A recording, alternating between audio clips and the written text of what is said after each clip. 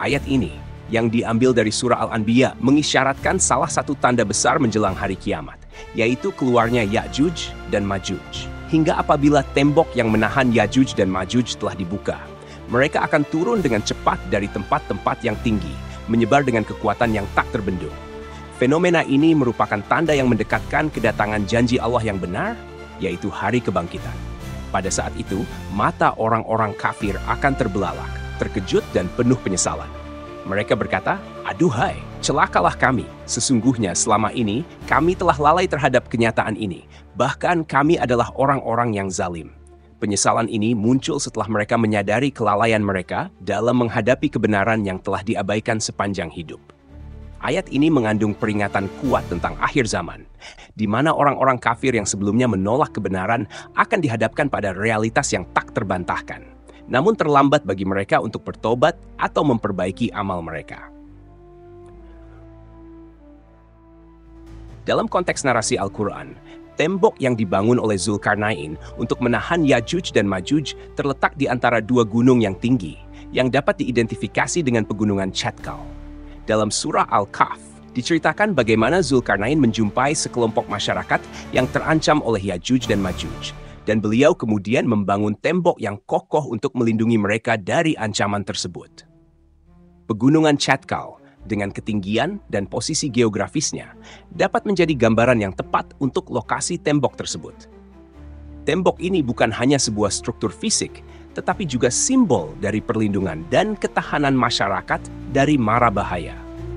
Dalam ayat-ayat selanjutnya, Al-Quran juga menyebutkan bahwa Ya'juj dan Ma'juj akan keluar dari tempat yang tinggi, menandakan bahwa mereka akan muncul dari balik pegunungan tersebut, membawa kekacauan dan kehancuran. Penting untuk memahami bahwa kisah ini mengandung makna yang lebih dalam, bukan sekadar aspek fisik. Ia menggambarkan pertarungan antara kebaikan dan kejahatan, serta pengingat akan kekuasaan Allah dalam menentukan takdir umat manusia. Dengan demikian, narasi ini mengajak kita untuk merenungkan tentang perlunya ketahanan, kebersamaan, dan iman dalam menghadapi tantangan zaman. Secara keseluruhan, penggambaran tembok Zulkarnain di antara dua gunung yang tinggi mencerminkan realitas fisik yang mungkin saja ada, sekaligus menjadi pelajaran spiritual yang mengajak kita untuk selalu waspada terhadap ancaman yang dapat mengganggu kedamaian dan ketentraman hidup.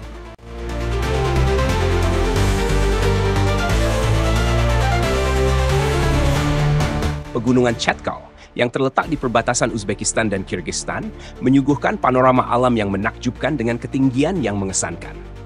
Dalam konteks narasi Al-Quran yang menyebutkan tembok Ya'juj dan Ma'juj berada di antara dua gunung yang tinggi, pegunungan ini bisa menjadi gambaran yang tepat.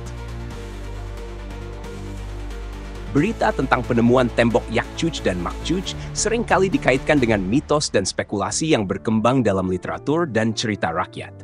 Salah satu narasi yang populer menyebutkan bahwa sekelompok ilmuwan Muslim pernah mengklaim menemukan sisa-sisa tembok legendaris Ya'juj dan Ma'juj di pegunungan Chatkal, wilayah yang terletak di perbatasan antara Uzbekistan dan Kyrgyzstan. Menurut legenda, Ya'juj dan Ma'juj adalah dua bangsa yang diceritakan dalam Al-Quran, yang dikurung di balik tembok besar oleh Zulkarnain, seorang penguasa yang kuat. Mereka dikatakan akan keluar di akhir zaman untuk menyebarkan kerusakan di muka bumi. Cerita ini telah menjadi bagian dari tradisi Islam selama berabad-abad dan terus menginspirasi pencarian bukti sejarah tentang keberadaan tembok ini. Pegunungan Chatkal yang membentang di antara Uzbekistan dan Kyrgyzstan adalah area yang terpencil dan sulit dijangkau. Dalam narasi penemuan ini, tim ilmuwan Muslim diduga melakukan ekspedisi arkeologi ke kawasan tersebut, di mana mereka menemukan struktur bebatuan besar yang diklaim sebagai sisa-sisa tembok kuno. Mereka menyebut bahwa tembok ini memiliki karakteristik yang sesuai dengan deskripsi legendaris tentang tembok Ya'juj dan Ma'juj. Namun, hingga kini tidak ada bukti ilmiah yang kuat yang dapat mengonfirmasi klaim tersebut. Dalam narasi ini, Ya'juj dan Ma'juj dikatakan akan tetap terkurung di balik tembok itu hingga waktu yang ditentukan oleh Allah. Pada saat yang tepat, menjelang hari kiamat, tembok tersebut akan runtuh dan Ya'juj dan Ma'juj akan dilepaskan untuk sekali lagi menyebarkan kekacauan dan kerusakan di bumi. Kisah ini sering dilihat sebagai tanda akhir zaman, di mana Ya'juj dan Ma'juj akan menjadi salah satu ujian besar bagi umat manusia.